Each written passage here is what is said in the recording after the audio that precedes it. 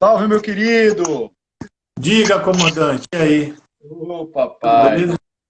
Hoje a gente Tá vai ter ouvindo mais, legal? hoje a gente vai ter mais uma noite gostosa, hein? É isso. Falar um pouco sobre a Barra, né? Pois é. O pessoal aí, a cidade estava na expectativa, rapaz. Todo mundo me perguntando quando é que seria essa live aí da Barra. É o bairro mais famoso de Salvador, depois do Pelourinho. Eu acredito que seja muito mais do que o Pelourinho, né? Que Rapaz, por causa do Farol da Barra, e como foi o lugar onde foi fundada o Brasil, né? A é primeira capitania, verdade. a primeira cidade do Brasil, a primeira metrópole do Brasil, foi fundada aí na Barra. É Então, não verdade. deixa de ser um bairro importante. Muita gente não dá muito valor à Barra como espaço de fundação da cidade, né?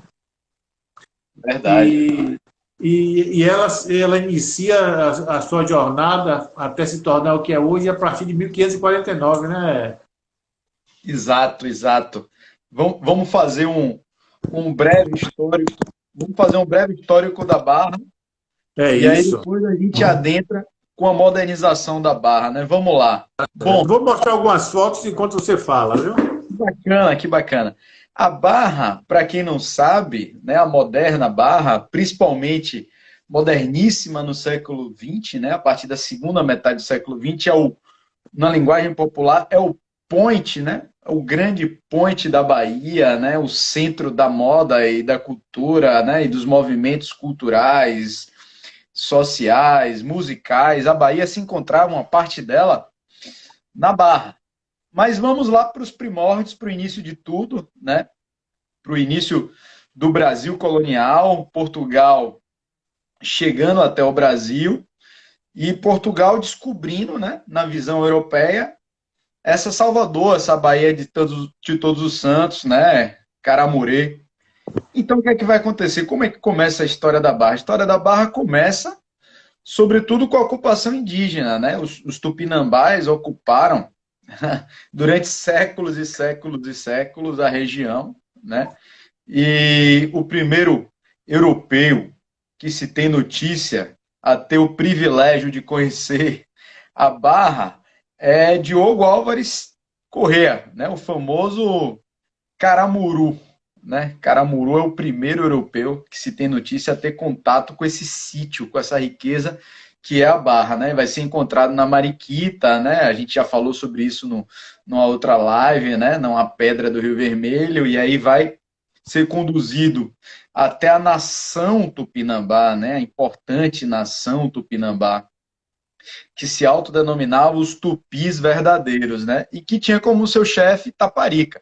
Pois bem, então o Caramuru vai viver na Barra, né? Vai contrair matrimônio, ao invés de ser morto e devorado, já que nossos índios eram antropofágicos, né? Ele não vai ser morto, ele vai casar com o Paraguaçu, né? Com a filha de Taparica e vai viver durante sua vida, boa parte dela na Barra, no qual ele vai fazer transações econômicas, comerciais, tanto com Portugal quanto com os franceses, né? Caramuru era esse elo de ligação entre esses dois universos. Gregório de Matos falou muito bem, o grande Gregório, né? Grande, viveu na nossa Bahia, fantástico, do século XVII. Ele chama Caramuru de o Adão de Massapé.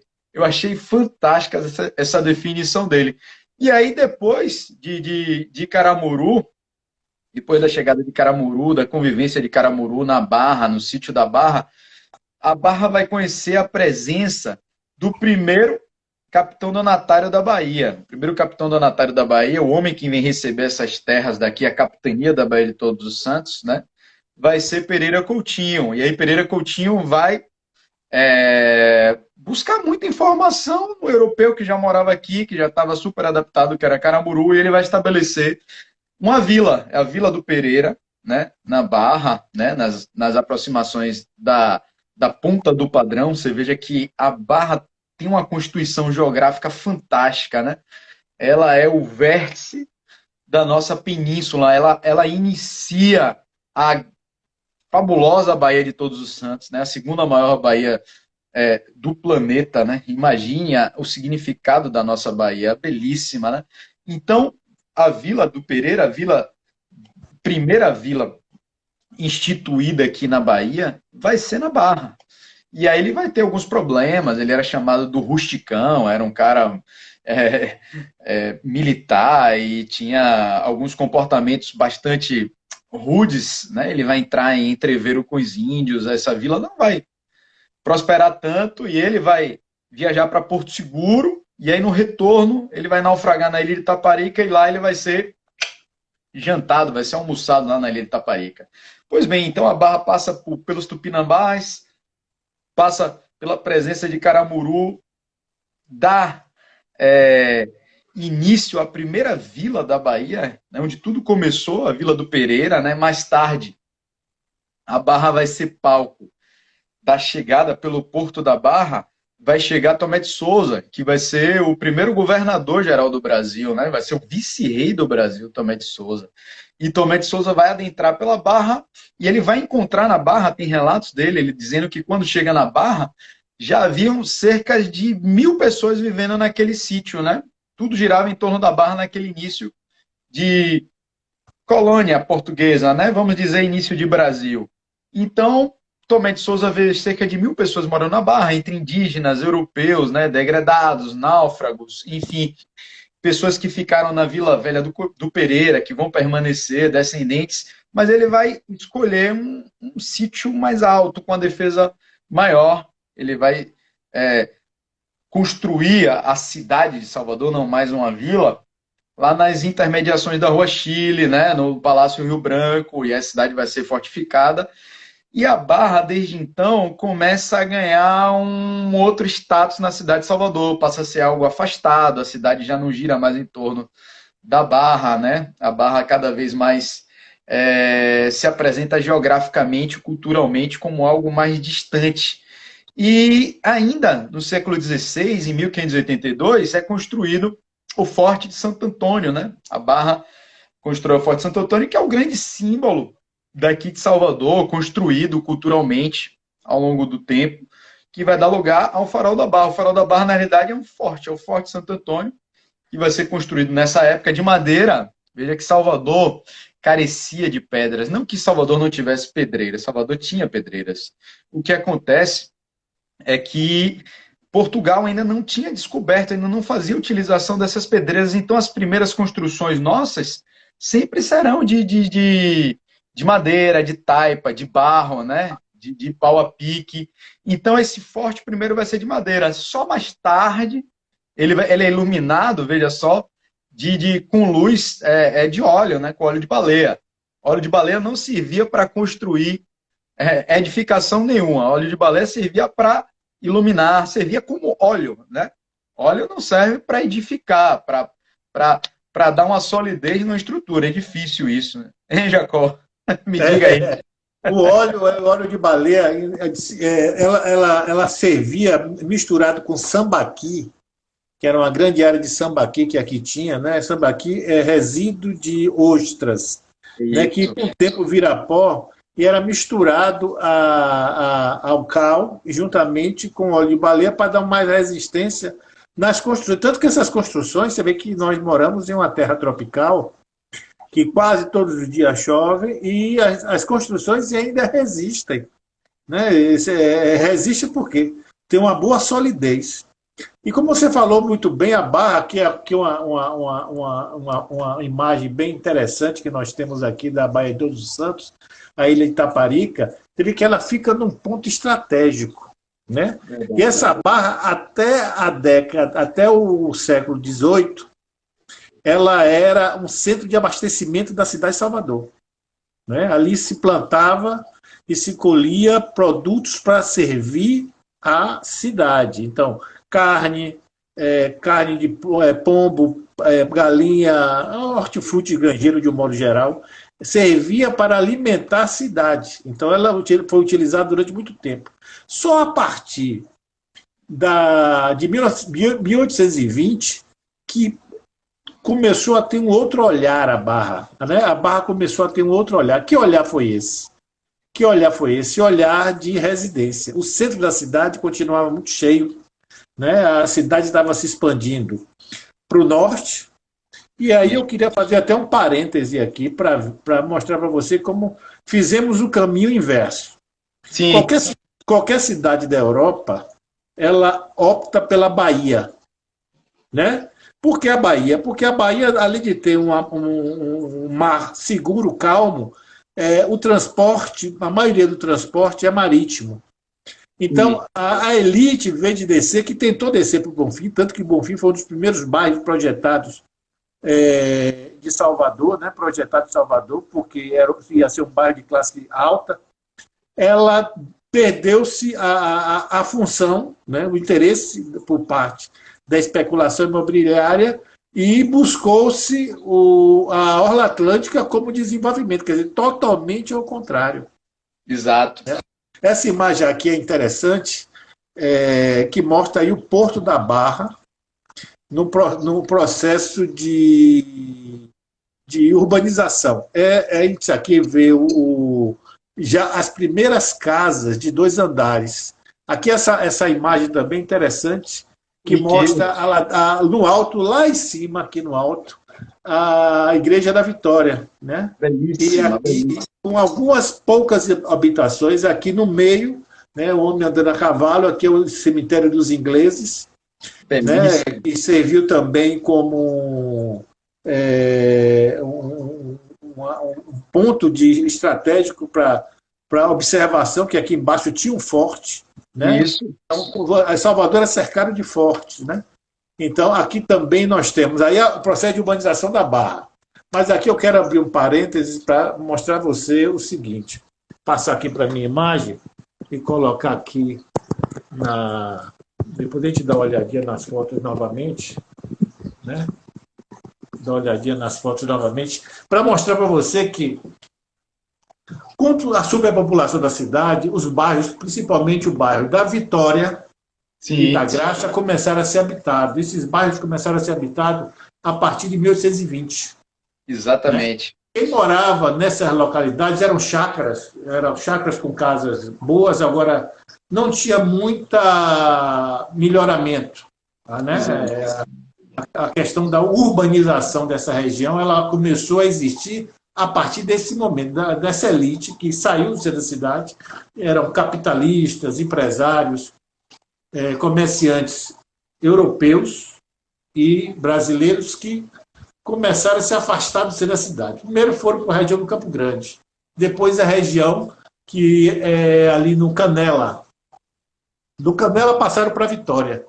Da Vitória veio para a Graça. Esse foi um dos bairros, né, que deu acesso ao processo de desenvolvimento da cidade de Salvador. A partir de 1850, e é bom salientar isso, ainda mais depois da peste que teve aqui em 55, né, da epidemia que teve em 55, Exato. e a população que morava na Vitória e na Graça começaram a exigir por parte do poder público mais investimento. E aí a construção de estradas para essa região. Exatamente. Que estradas eram essas? Era a estrada que servia, a primeira estrada que servia para levar a Barra, que é hoje chamada Princesa Isabel. Isso. Que saiu do Largo da Graça. É interessante que muita gente desconhece isso. A Barra começou a ser urbanizada a partir da Avenida Princesa Isabel, que era uma estrada chamada Estrada da Floresta, que servia para levar os moradores daquela região. Ali na Barra, nesse período, entre 1840, 1850, 1860, já começou a existir aqueles chalés, né, chamados quintas, algumas casas luxuosas, misturada à população pobre. Toda essa área, boa parte dessa área, era dos beneditinos. Exato. Os beneditinos, e aqui eu vou fazer também outro parêntese, eles ganharam muito econômico e financeiramente com a expansão da cidade de Salvador para o sul. Né? É interessante que boa parte desse território dos beneditinos foram doados por ricas famílias, né, que moravam, que tinham propriedades, inclusive a própria família da Casa da Torre doou muita terra em troca de orações em troca de encomendação de alma. Então, eles ganharam muito terreno, então foi a Barra, foi uma parte de terreno, uma parte de Ondina, o Rio Vermelho, era quase todos os beneditinos, aquela região de Itapuã, né? Antes de Itapuã também, aquela quando fica Placafó, que é a antiga Placafó, né? Toda essa região era dos beneditinos que mantinham nessas regiões suas fazendas de alimentos para servir a cidade. Então, eles ganhavam muito dinheiro com isso. Vou voltar aqui só para ter uma noção, porque se você fala sem ver foto, é interessante. Aqui, deixa eu ver aqui. Enquanto você mostra essa riqueza, abre seu baú, isso é um baú, isso é tesouro. Isso é um verdadeiro tesouro de uma nação. Isso aqui é o baiano de tênis, né? Já passou aqui o baiano de tênis. Isso aqui é a fábrica de chalé. Aqui é o Corredor da Vitória. O Corredor da Vitória é interessante, que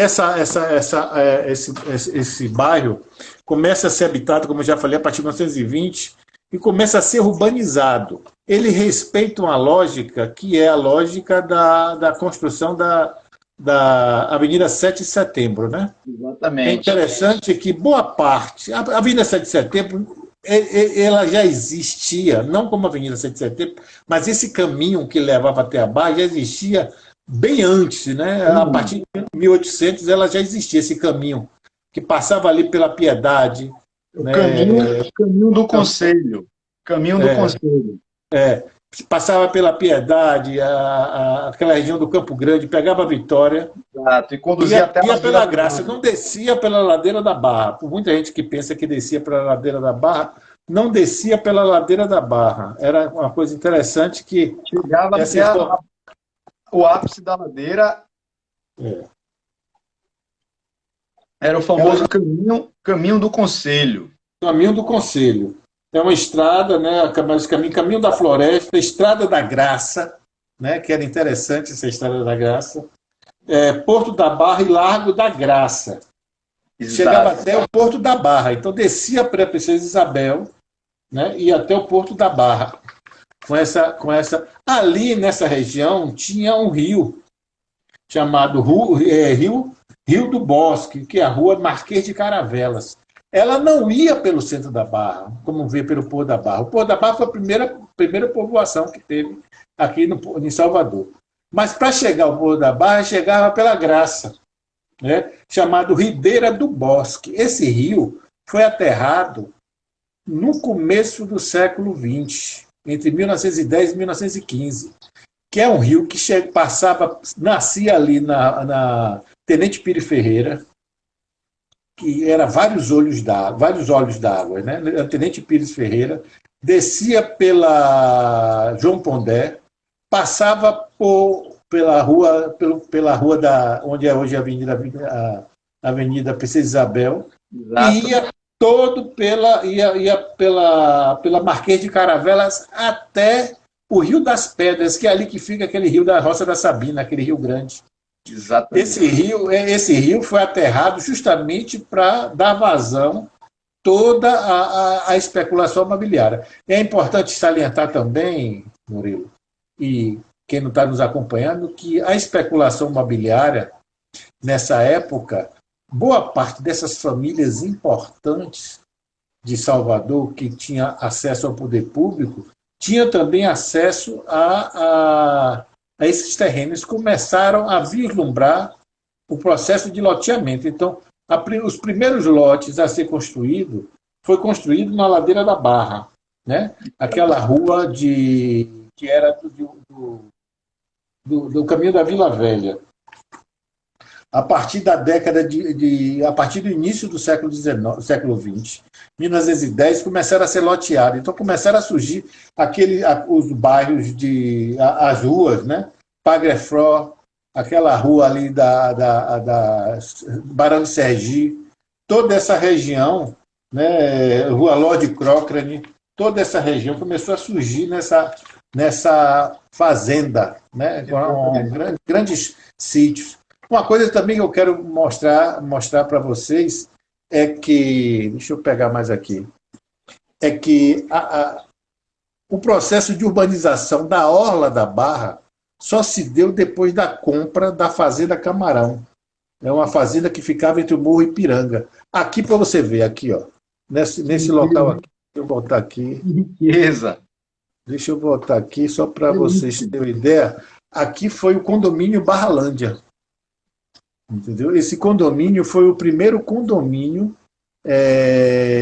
de grande porte de Salvador. Ele foi construído a partir de 1935, 36, começou a lotear, começou a ser construído. Em 1940 já estava tudo pronto. Vou aproximar, só para vocês terem ideia, esse prédio aqui existe até hoje, que é o condomínio Barralândia, prédio Barralândia, que fica em frente ao Cristo. Entendeu? É interessante que deixa eu continuar passando aqui. Jacó? Oi. Eu queria que você deixasse um pouquinho nessa fotografia, que tem alguns... Aquela da Barralândia, por gentileza. Por gentileza. Tem alguns aspectos interessantes para a gente trazer para o nosso público aí. Uma galera bem bacana está nos assistindo, mandando saudações aqui. Vários e vários ex-alunos, parentes. Tenho parentes lá em Fortaleza, Diana, Felipe, meu ex-aluno, muita gente bacana aqui saudando e parabenizando, Jacó. Essa iconografia rica que você está trazendo. Você perceba as características das casas, é uma característica francesa, né, Jacó? Essa era diferente das casas do centro da cidade, né? As casas do centro da cidade quase não tinha o processo de higienização, né? A higiene era muito precária, né? O processo de ventilação é muito precário. Esse bairro foi construído justamente pela classe média baiana, que necessitava começava a ganhar mais dinheiro e necessitava de ter uma melhor qualidade de vida, né? Exato. Então foi fundamental, né? Existem dois processos, o sanitário e o de embelezamento. O sanitário, ele começa depois das epidemias de 1850, aquelas duas primeiras de 1950 e 55, e a sanitária, que é a partir de e a de embelezamento, que é a partir de 1900, 1910, por aí, que aí começa a explorar essa região toda essa região aqui pertencia, que eu estou mostrando aqui com a setinha, eram sítios que foram desapropriados ou vendidos, né, por famílias para dar acesso a essas moradias. Então aqui temos a rua principal, né, que é a rua principal. Essa avenida foi construída bem depois da inauguração da Avenida 7, que aconteceu em 1915. Ela começa a ser urbanizada a partir de 1923, né, até chegar à cidade balneária de Ondina, exatamente, que era outro condomínio, né, de habitacional que serviu também para o processo de desenvolvimento ao eixo sul e leste de Salvador. Agora, essa foto que você traz é riquíssima e eu queria falar mais um pouco dela. Você perceba, você falou muito bem, para quem está com um olhar atento aí nos assistindo, ela foge completamente à padronização das casas que existem no centro da cidade. As casas do centro da cidade de Salvador, do Pelourinho e adjacências, daquela freguesia, né? Da freguesia do Carmo, né, da freguesia da Sé, aquelas antigas freguesias, essas são casas no estilo colonial português, que respondia a um momento. Casas, edificações, arquitetura, construções humanas, elas reverberam uma época, elas demonstram os valores de uma época. E naquele momento em que foi construído o Pelourinho, as reformas que se passaram no Pelourinho ao longo, principalmente do século XIX, respondia àquele momento. A gente não tinha carros, a gente não tinha não tinham chegado tantos ideais higienistas da Europa, né? A gente ainda não conhecia as teorias de miasma, enfim. E aí depois, como você colocou muito bem, dos problemas que a gente vai enfrentar na metade do século XIX, né? Aquele combo de doença que a gente vai ser acometido, peste negra, cólera mórbus, febre amarela, vai se ter a necessidade de respirar outros ares, principalmente a classe média, e a arquitetura vai transpor, vai reverberar um outro contexto, uma outra ideologia. E aí eu peguei em alguns jornais, Jacó, alguns termos, a gente que é rato aí de arquivo público do Estado da Bahia, a gente gosta das bibliotecas. Eu vi alguns comentários do jornal da época dizendo que a Bahia estava se afrancesando. Eu achei interessantíssimo essa terminologia. O afrancesamento de Salvador era visto dessa forma por alguns, o processo que a Barra estava vivendo, esse processo de arte nouveau, de nova arquitetura, de nova relação com o universo, de nova relação com o mundo. Agora, seria interessante, Jacó, você trazer para a gente essa dinâmica, essa ideologia que Seabra vai capitanear, né? A partir do momento que ele abre a Avenida 7, derruba várias casas e dentro desse processo, influenciado pelo Barão de Halma, influenciado por Paris, né? Salvador, de certa forma, que tinha sido durante muito tempo a capital do Brasil, que guardava ainda um grande poder político no cenário brasileiro. Salvador sempre foi a cidade principal no que diz respeito, no que tange a política nacional. Salvador vai sentir a necessidade de se modernizar e vai querer, de certa forma, se inspirar na Paris e abrir avenidas, alargar avenidas, e para isso vão ser derrubados alguns patrimônios, né, algumas casas, e a menina diz muito tempo, né, os conterrâneos das reformas de Seabra, que a Avenida 7 era a menina dos olhos dele, né, e ela tem uma ligação direta com esse crescimento da Barra que a gente está discutindo, né? O grande boom do desenvolvimento de Salvador foi a partir da Avenida 7 de Setembro, no governo JJ Seabra. JJ era um homem que era baiano, claro, mas governador da Bahia, mas foi ministro dos governos anteriores, esses governos militares da República Velha, e ele, como morou muito tempo no Rio de Janeiro e viu o desenvolvimento do Rio de Janeiro, quis trazer para a Bahia esse desenvolvimento. Então ele brigou muito Exatamente. com grandes proprietários de terra que existiam no centro da cidade, que teve de demolir muita casa, teve de demolir a igreja de São Pedro, né? E teve de fazer várias concessões, né? Além do Porto de Salvador, teve de fazer várias concessões para conseguir fazer essa grande revolução. Foi a partir de Seabra que esse desenvolvimento para o eixo sul de Salvador e leste, que é a orla atlântica, começou a ter visibilidade, né? E a especulação imobiliária ela foi fantástica, porque abriu a possibilidade de novos bairros surgirem em Salvador e bairros que tivessem acesso a não mistura social, porque Salvador era uma cidade que todos, né, ricos e pobres, negros e brancos, moravam todos juntos no centro da cidade, né? Dividiam o mesmo espaço, embora socialmente eram diferentes, mas habitavam e dividiam o mesmo espaço. A Barra, na minha opinião, foi o primeiro processo de apartheid que aconteceu em Salvador, né? A Barra, Ondina, Pituba, e dividiu a cidade. A boa parte da elite, né, branca da cidade ficou restrito à orla de Salvador, orla atlântica, e a parte da população operária negra ficou na parte de trás. Você vê aí de bairros como Nordeste de Amaralina, né, Subúrbio, Ferroviário, Boca do Rio, esses bairros, Pau da Lima, ficaram todos excluídos do processo de desenvolvimento, de embelezamento da cidade. Ficaram restritos às suas favelas, né, enquanto a elite endinheirada, né, e tradicional começou a ocupar espaços, principalmente na orla atlântica de Salvador. Nesse ínterim também, outros, né, que a intenção dele, de JJ Seabra, é abrir estradas até Itapuã. E ele não conseguiu, né? O máximo que o governo dele fez, e essa é a Avenida Atlântica, que ia do Farol da Barra, né?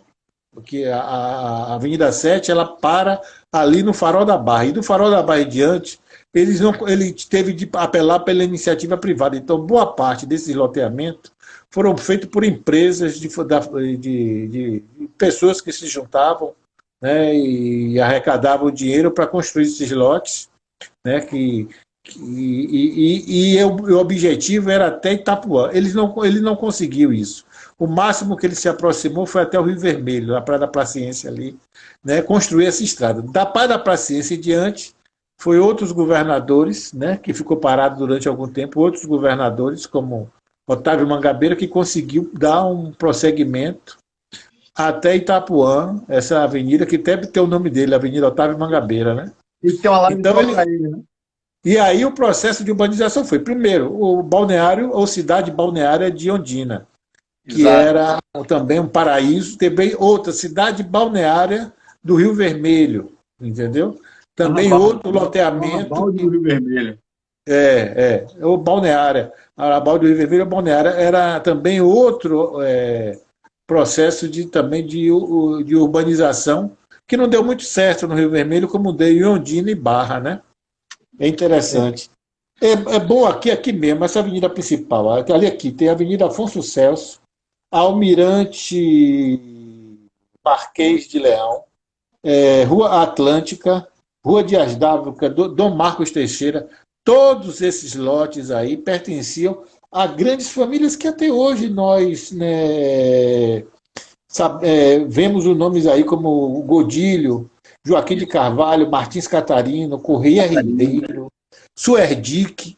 Então, essas famílias, Tarquinho, da família Luiz Tarquinho, é importante também. Né? O Moscoso, que foi também proprietário e dono dos trapiches, né, que eram ricos, proprietários de terra e rico comerciante, né? Balalai, família Balalai também, que tinha muita influência, foram os principais, o Lanar também. Depois, esse Lanar, além de investir pesado na Barra, ele investe ali em Brotas, que tem até um condomínio com o nome dele, né? O Lanar ali em Brotas. Verdade. Então, no Barbalho, desculpe, Barbalho, no bairro do Barbalho. Então, esses capitalistas, eles se uniam ou individualmente ou coletivamente para fazer a construção que demandava muita grana, muito dinheiro para construir, né? E essas terras, né? Essas terras, elas pertenciam a Francisco Romão, que que depois construiu aquela rua Alameda Antunes, que também tem na Barra, né? E demandava muita grana porque tinha de fazer aterramento, né? Exatamente. E você vê que essa orla da Barra mesmo, ele teve de montar uma quantidade de terra gigantesca. Naquela época era muito difícil, dada a necessidade de transportar por carroças, né, esse material que era tirado ali da Avenida Centenário, tanto que a Avenida Centenário ela foi inaugurada em 49, né, para dar acesso muito àquele rio que passava ali, que muitas vezes alagava toda aquela região. E boa parte da população pobre, antiga população pobre, que morava na Barra, que eram operários, que eram trabalhadores rurais, eles ficaram excluídos na Roça da Sabina. Exatamente. Que é a favelização do bairro da Barra, que é aquela Roça da Sabina, era o local de ex-escravos, né, ex-escravizados, né, familiares que moram de lá, e moradores dessa área também que trabalhavam como empregada doméstica, ou empregados dessas residências luxuosas, como podemos ver nessa foto aí, como as casas elas obedeciam a questão do passeio, a questão do quintal, da varanda, né? Hoje você vê uma ou outra casa nesse estilo na Barra, mas muito poucas, né? Muito poucas. Pois é.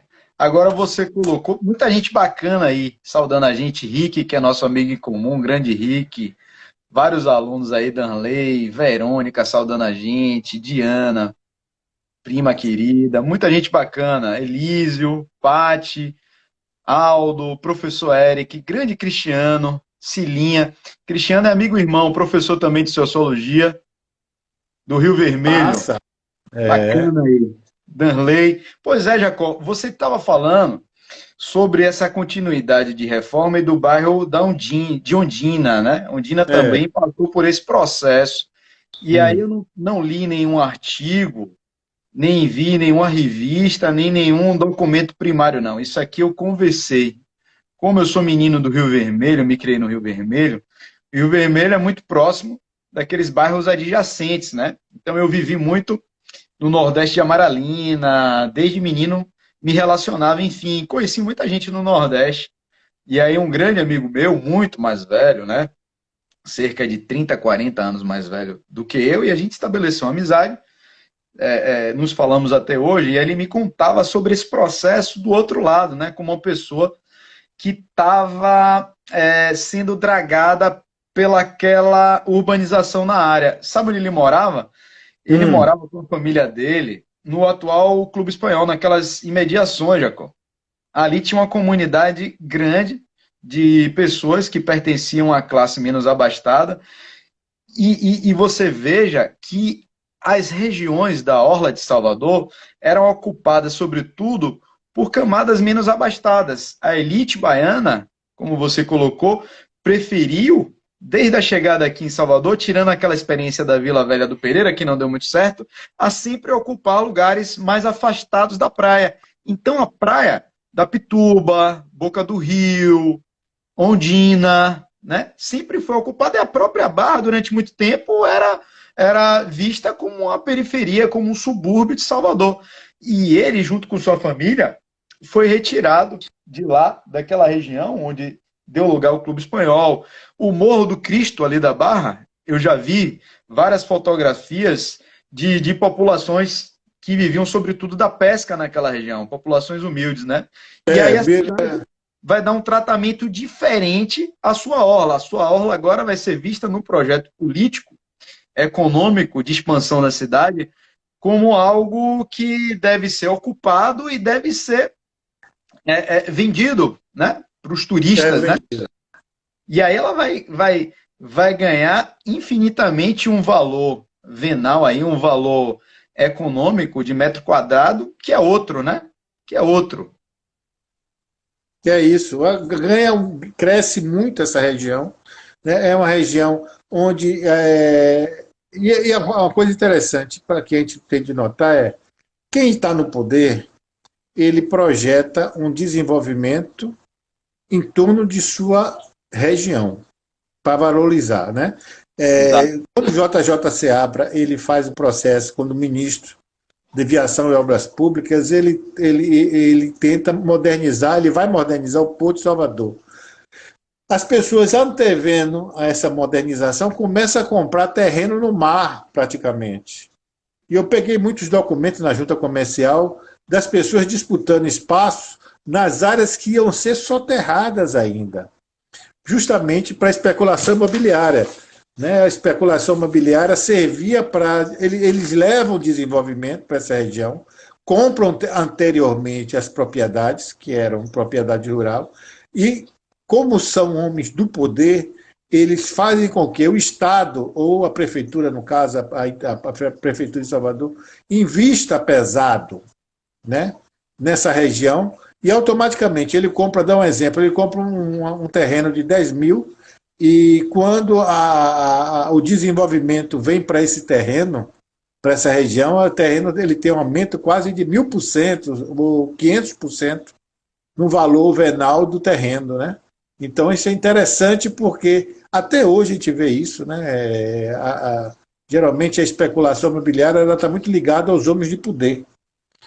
Então eles valorizam a região, né? Construindo estradas, mas antes ele compra propriedade dessas estradas ou nessas localidades e aí constrói, utilizando o Estado para isso, e aí se beneficia. É um jogo ruim, um jogo difícil, né? Mas é o jogo do sistema, do grande sistema, né? É Aqui, isso. aqui essa foto é interessante. Aqui a Barra, no processo de construção da Avenida Oceânica. Que riqueza, Nota-se que esse processo já existia, que mas o riqueza. investimento com urbanização, com iluminação, né, e a construção da balaustrada, ela se torna possível a partir de 1920. Né? a partir de 1920, 1930. Aqui também é interessante notar que é a fábrica de chale que existia aqui na Ladeira da Barra. Né? Exato. Na Ladeira da Barra. Dá lugar hoje ao Yacht Clube. É o Yacht Clube da Bahia, que foi inaugurado em 1935. Então, há uma explosão, né, uma atrás da outra, do processo de urbanização. Todas essas propriedades, ela pertencia a esses homens, né, que tinham o poder econômico e político da cidade, e ganharam muito dinheiro com o processo de urbanização da cidade de Salvador, principalmente nessa orla. Na verdade, em toda a cidade, quem se beneficiava muito mais eram esses homens que controlavam a política e a economia, né, da cidade de Salvador. Essa é a Barra, né? Ela se torna viável a partir de 1910, começa a lotear, né? Você vê que existe ainda propriedades. Essa foto eu consegui numa monografia interessante. Essa casa ainda existe hoje, ali no Porto da Barra. O estilo da casa, né? De 2 andares, né? Um estilo clássico. Não tinha uma obediência de estilo, de arquitetura.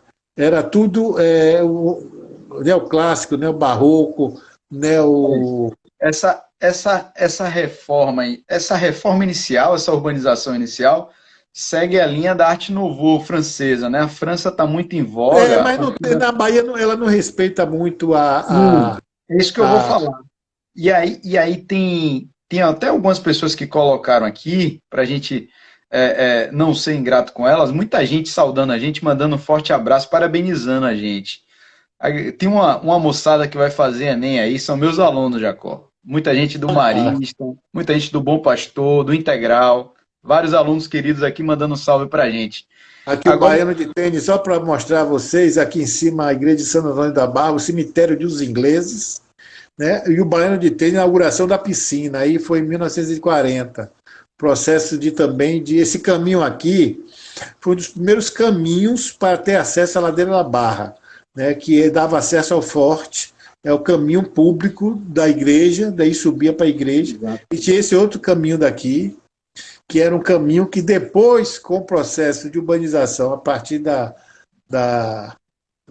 Avenida 7 de Setembro, que ele começou a ter uma estrutura bem melhor, onde descia também bondes, né? Que era difícil descer bondes. O pessoal tinha medo de circular com o bonde aí, com medo de descarrilhar e descer ladeira abaixo, né?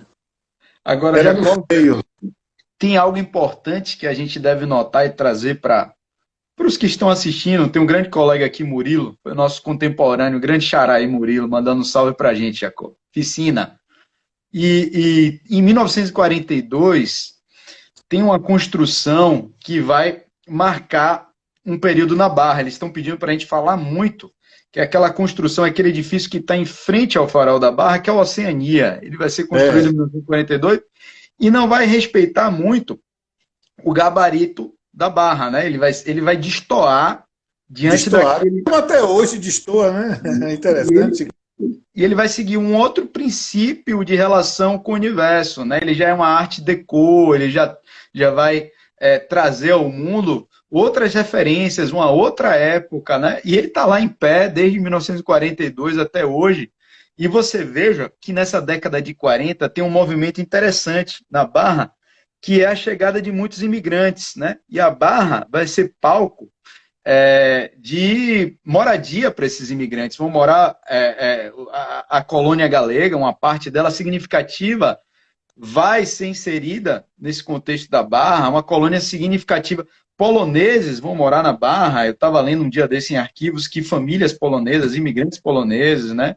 Espanhóis, portugueses, ricos, né?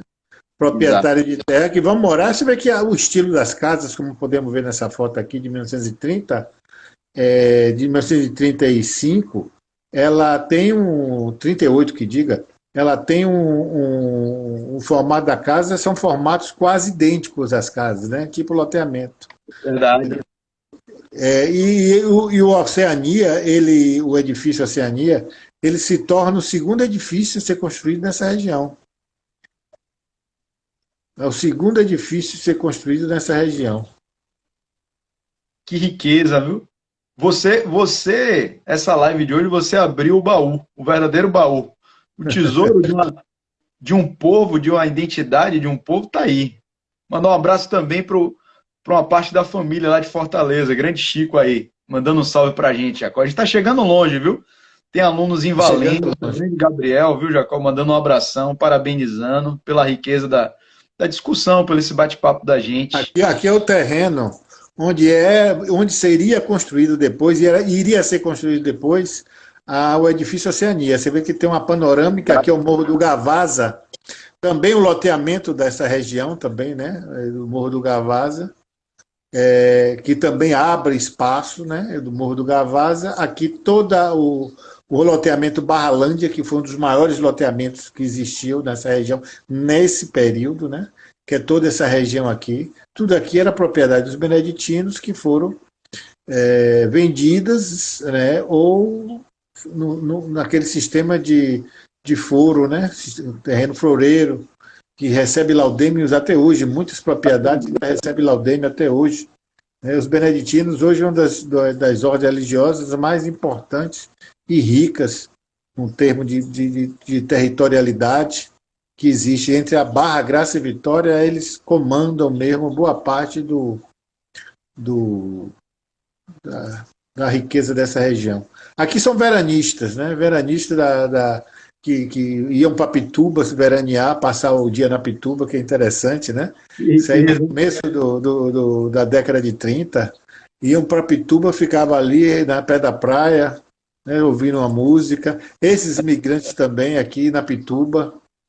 Agora, o crescimento dessa região de Salvador, que sempre ficou limitada geograficamente, né? Na região do Pelourinho, na freguesia da Sé, né? Na freguesia do Carmo.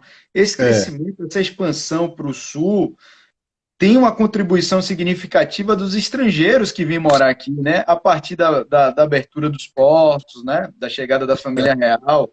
Muitos ingleses vêm se alocar, desenvolver atividades comerciais, econômicas e vão procurar áreas diferentes para ocupar.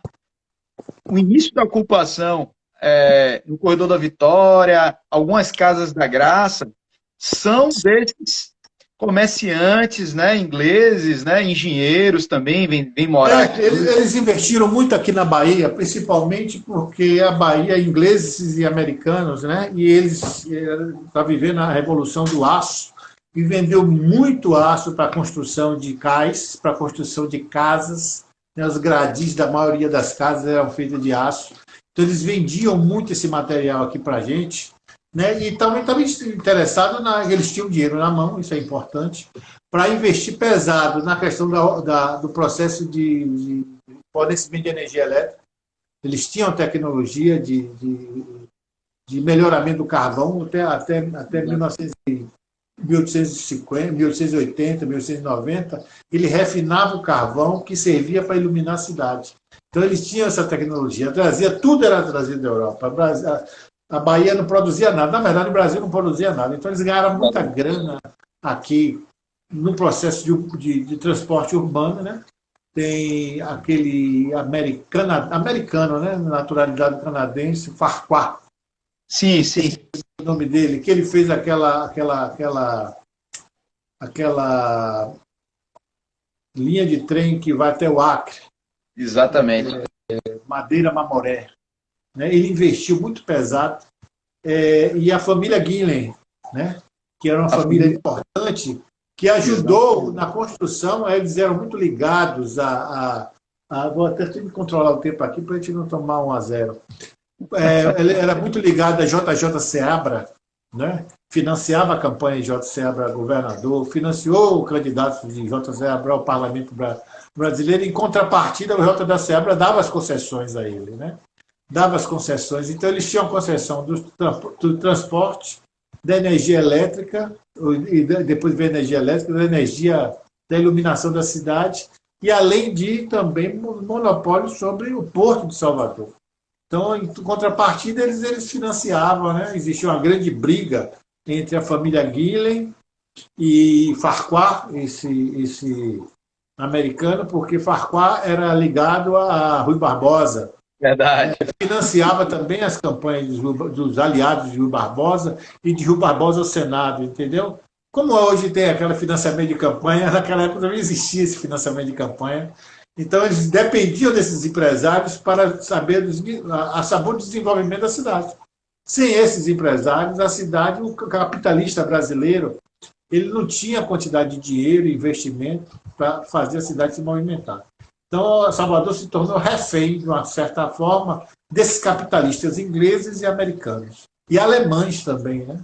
Os alemães eram muito também influentes aqui na economia. Muito. Até a Segunda Guerra Mundial, muito.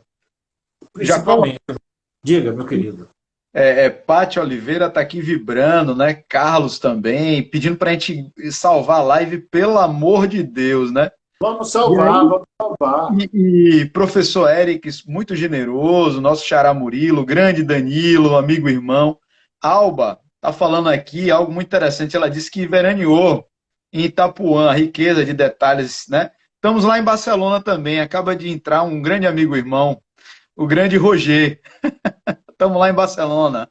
Salve, Roger. E Jacó, dentro dessa nossa discussão sobre a presença dos estrangeiros, Cilinha, pronto, Cilinha, pode deixar que a gente vai salvar, Cilinha. Pode deixar, vai ficar no Instagram de Jacó primeiro, depois eu deixo no meu. Tá bom? Vamos deixar no YouTube também, lá no canal do YouTube, Murilo Melo. Né, Jacó? Vamos. Em breve também faremos pelo canal YouTube, né? Vamos fazer pelo YouTube também. Jacozão, é o seguinte, essa chegada dos imigrantes, sobretudo a partir da abertura dos portos, vão chegar comerciantes ingleses, as lojas baianas vão ter uma diversidade de produtos, né? Eles vão participar na construção da Ladeira da Barra, eles vão ser importantes naquele momento, e é importante a gente salientar, o grande Carlos Borges aí, salve Carlos, queridíssimo aí, Jacó, tá parabéns. A Ladeira da Barra vai ser palco, e ainda é palco, do cemitério dos ingleses, né? Visto que os cemitérios daqui de Salvador eram, sobretudo, católico, né? Era a religião predominante aqui, eles tinham uma outra formação religiosa, uma outra concepção, muitos eram protestantes, então eles vão procurar um outro sítio para alocar seus mortos. E aí, ali logo do lado da igreja de Santo Antônio da Barra, aquela igreja belíssima, né? Ali ainda permanece os tempos contemporâneos, no século XXI, o Salvador é uma cidade que ainda tem suas permanências, né? Nem tudo foi destruído. E acho que virou um museu, viu, Murilo? Virou um museu ali, um museu importante, né? Seria bom, né, entrar no circuito da cidade. Tem 2 museus. O Campo Santo também é um museu hoje, né? O Dr. Paulo II da Costa, juntamente com os irmãos da Santa Casa de Misericórdia, fizeram do Campo Santo também um museu. Ali você pode ver as famílias, né, a arquitetura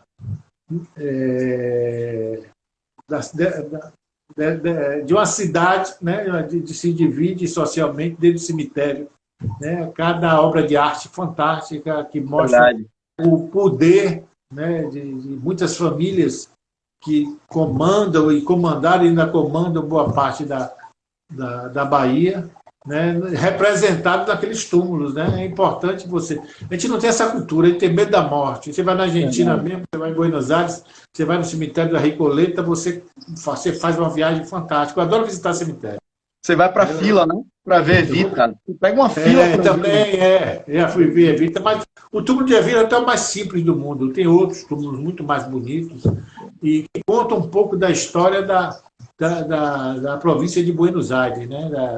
da capital da Argentina. E aqui temos o cemitério dos ingleses, que é um cemitério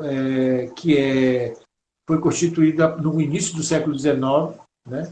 Foi um terreno concedido pelo governador, esqueci o nome do governador, não estou me lembrando o nome do governador, do presidente da província na época, que para ser enterrados os anglicanos, né? E tem 2 cemitérios, né? Tem um cemitério dos alemães, que se chama de cemitério dos estrangeiros, em frente ao Campo Santo. Exatamente. E é o cemitério chamado, o pessoal chama cemitério dos alemães. E tem esse cemitério, que é o cemitério dos ingleses, que grandes empresários, capitalistas ingleses, que hoje que construíram sua fortuna aqui na Bahia, que estão lá, né, seus restos mortais junto com seus túmulos. E é um local espetacular. Eu acho que dali deve fazer um belvedere, uma coisa deliciosa, porque tem uma vista linda de morrer. Lindo, E lindo. a Bahia de Todos os Santos, você vê que é um local gostoso. Eu já fiquei ali sentado, batendo papo com amigos, né? E você tem ali uma parte importante da história da cidade de Salvador. Agora, Jacó, quanto tempo a gente ainda tem de live? Só tem 4 minutos, né? Só as considerações finais. Vamos lá. Eu queria agradecer a participação de tanta gente, tanta energia positiva, né? A gente fomentando aqui. Murilo, nosso xará, participando, Pati, muita gente bacana aqui, Jacó, muita gente mesmo, né? Afonso Madeira, Itamar também, grande Jorge, colega meu, professor do Marista, que trabalha comigo tanto tempo, Régia Estrela, uma galera bem bacana, Jacó. Eu queria sugerir a essa galera boa aí, que sempre está prestigiando nossos bate-papos, comentando, que sugiram temas, né? Podem sugerir. A gente já tem. Vão lá no nosso Instagram, tem o Instagram de Jacó, o grande baú histórico, né? Pode ir lá no meu, Murilo Melo, ou no meu canal no YouTube. A gente tem disponibilizado materiais no YouTube. Vão lá, se inscrevam, participem. Vamos fomentar cada vez mais a nossa identidade e sugiram temas para a gente, né? E você queria dar o ar da graça da próxima live aí para fomentar essa turma boa? Eu sugiro que você fale sobre uma coisa que você é especialista, sobre o cangaço na Bahia. Vamos lá. Bora marcar para a próxima live, vai discutir a data aí para falar sobre essa figura, Lampião Maria Bonita e outros cangaceiros, né? Que eram um bando de criminosos que tocavam terror no sertão baiano. Muito antes de Lampião. Parece que Lampião. Lampião foi mais famoso que foi o maior, que teve a maior quadrilha, era de Lampião, né? Eu chamo de quadrilha porque a gente não pode mentir. Eles eram criminosos. Vamos discutir. Não era de Robin Hood, não. Servia os fazendeiros acoitavam Lampião. Né? E é isso que tem de mostrar, a verdade. Que aí você discute nas universidades. Não, era um Robin Hood nada. Era ladrão mesmo, entendeu? Bandido. Vamos trazer. Não veio da miséria, não. Família de classe média. Lampião era família de classe média. Hein? Vamos lá. Tem Lucas da Feira, que é uma história riquíssima aqui, né? Tem Zé Baiano. Zé Baiano, as histórias de Zé Baiano são impagáveis, né? Pra gente que tá. Marcava mulher com ferro, né? Zé Baiano marcava as mulheres com ferro no rosto. Né? Zé Baiano tinha esse traço de perversidade muito, muito forte. Inclusive matou a sua companheira. Psicológica mesmo, né? Ele matou a companheira dele, Lídia. Ele pegou Lídia numa traição e o mundo do cangaço é esse mundo patriarcal mesmo, reproduz esse patriarcalismo, não reproduz a época, são homens do seu tempo. E ele vai matar Lídia, vai matar a companheira dele. E Zé Baiano, daqui da Bahia, né? A Bahia vai ter vários cangaceiros, né? E Lampião vai passar muito por aqui. É um temaço aí, ó. Ó, Jorjão falando, grande Jorge. Só tem mais agora 30 segundos. Eu queria agradecer mais uma vez essa participação do pessoal aí com a gente. Né? História é um tema interessante, né? Descobrir história no bate-papo é melhor do que aquela história, né, contada como grande história. A história tem que ser em detalhes. Então, um abraço, um beijo para todo mundo aí, que Deus fique com vocês, que nós, Irmã Dulce, nos proteja. Amém, meu irmão. Obrigado por todo mundo aí, pela visibilidade. Muito obrigado. Estou pedindo aqui a mulher de roxo, viu? É isso. Vamos ver se a gente traz a mulher de roxo. Também. Personalidades da Bahia. Um beijo. Tchau. Tchau. Valeu.